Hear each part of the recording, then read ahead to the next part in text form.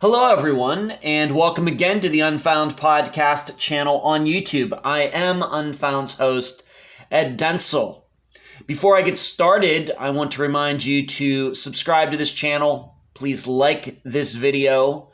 And while you are subscribing, please hit that little bell button there so that when we upload videos such as this one, or when the live show occurs on Wednesday nights at 9 p.m. Eastern, you will be alerted immediately. And if you've been a long-time subscriber to this channel, you know we have a lot of videos here. So for anybody new subscribing to this channel, that bell button, the alert goes off quite often. As you can see from the title of this video, this will be a map analysis for the disappearance of Nicholas Shinn. I want to remind all of you that these videos are not supposed to take the place of the audio episodes that come out every Friday. These videos are supplementals. Just going back, when was it, to August, I did a video for the disappearance of Crystal Bailey. Car wreck, there was an overflowing creek nearby, and I did an analysis of that. That video in no way can take the place of the audio episode. We get much more in-depth in the podcasts that come out every Friday than I do in these YouTube videos, the map analysis videos. The reason I do these videos once in a while is because sometimes we do run across a disappearance where your understanding of the disappearance may be helped if you can see some of these locations and routes and buildings and things like that. Because sometimes that's tough to do when you're just listening, especially if you're listening while driving or you're on the treadmill, a variety of different activities that I know all of you do while you're listening to the program. So that's why I do these videos, because I want to make sure that you come away from from the coverage of every disappearance with a very good understanding of everything that can be covered. So for Nicholas Shinn, as you can see, you're looking at the screen there. Right there in the middle of the picture is where he was that day at the Wedgwood Village Apartments. You may be saying, Ed, this video looks a little different. Is the font different or something? Well, today I'm using Google Earth Pro. I am not using regular Google Maps, and I will show you why that is in a moment. But as was described in the interview that I did with Nicholas's Aunt Nikki, here are the apartments. Here is the reservoir that, it's a real weird word. I'm never sure how to pronounce it. Reservoir. Right here, I guess a small lake. And then you're probably saying, well, where is this creek that was supposed to be nearby? Well, it's there. It's just a little hard to see. And I have to zoom in to show it to you, but maybe you can see kind of the snaking of these trees. This is it right here. This creek that goes around here. Now, obviously the lake or this reservoir is man-made, obviously. Did they have to reroute the creek at some point to put that reservoir in?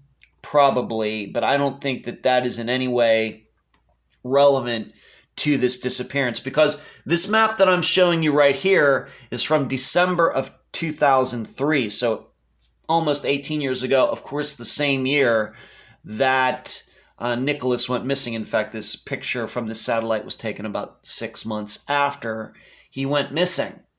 So that is where the creek is, obviously very close. The reservoir, of course, even closer, but I'm inclined to believe that if we are to entertain the idea that he really did leave, which is totally plausible, he left all on his own, I think he would have been found in the reservoir by now, because you must understand, this creek in no way runs into this reservoir. They are two separate bodies of water. So there's that. But you can see how close it is, 300 feet, 350 feet from there to the nearest point. But as you can also see, at least in this picture, December of 2003, it's hard to tell how wild this creek could really get. But I will tell you, I did go back and look. They did have very bad rainstorms in the days leading up to Nicholas's disappearance in June of 2003. But I just want to remind you, this picture is from December of 2003, 6 months later. So I'm just going to zoom out a little bit and scroll down a little bit, and you're seeing that up here, Walmart Supercenter, but there's nothing there. Well, we talked about that, how this Walmart Supercenter was eventually built in the area after Nicholas went missing. Well, I'm going to show you that by moving forward in the timeline that you can use with Google Earth Pro. And I would say if you do not have Google Earth Pro on your computer or phone, you should get it. It can be very helpful if you're taking an interest in disappearances that go back several years and where locations, of course, are very important. You get good pictures, satellite pictures going back sometimes into the 1990s, but usually early 2000s is usually the limit. Although, in this case, this is a picture from 1996. Even though it's black and white, it's fairly clear. And then the next one is the one I've already showed you. So let's move up to the next photo, and that is from August of 2007, so just after 4 years since Nicholas went missing. And there it is. There's that Walmart Supercenter. And as far as we know, even though obviously they had to clear out a little bit, some trees and do some digging and everything, seemingly they did not run across any human remains while doing that, even though the Walmart Center there is fairly close. So, of course, they had to dig out this another retention, I would call it a retention pond. We have several of those here in Florida, but it does not seem like the direction of this creek, the Mill Creek it is called, was changed at all. So there you go. That is what was described in the interview with Nikki, how a few years after Nicholas went missing here, there was this, of course, we know Walmart Supercenter, huge building, was built there, and seemingly no remains or anything like that were found. Would also notice, my perception is that being that this is August, you can see how much thicker these trees are in August of 2007 than they are in 2003, probably because it's winter in this picture. So in this picture from 2007, this is how it would have looked. So if any searches were done, you can see how it'd be maybe a bit difficult. Once again, if you are a person who believes that Nicholas did walk off, and I'm not here, of course, to push forward any theories. So taking another look, though, at the creek itself, being that it was a topic of discussion, it was overflowing at the time. I'm inclined to believe that. Where does that creek go? What does it do from this immediate area of the Wedgwood Valley apartments? Well, I'm going to show you. First of all, you must understand that it comes from a lake that is off to the east. It's over in this area somewhere. So what happens is there are some other little creeks over here. They go into this lake, and then eventually it winds its way over here to Ripley, going past the Wedgwood apartments. And then eventually it works its way over here to the west.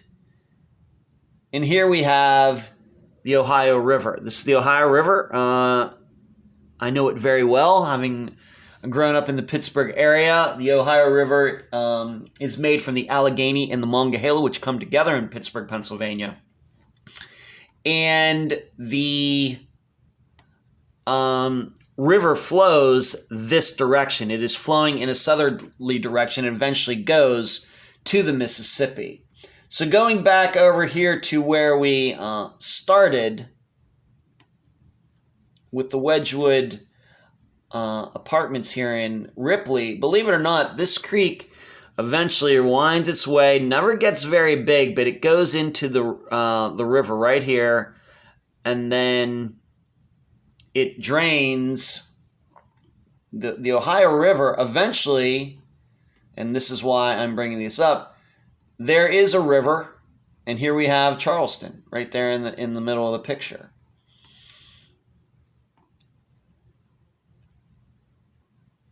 There it is.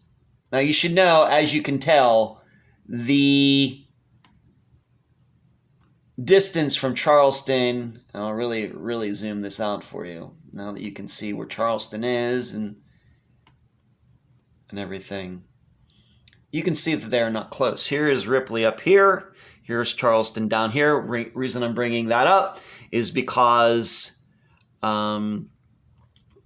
unidentified remains were found there right after Nicholas went missing. So it's 18 years these remains have still not been identified.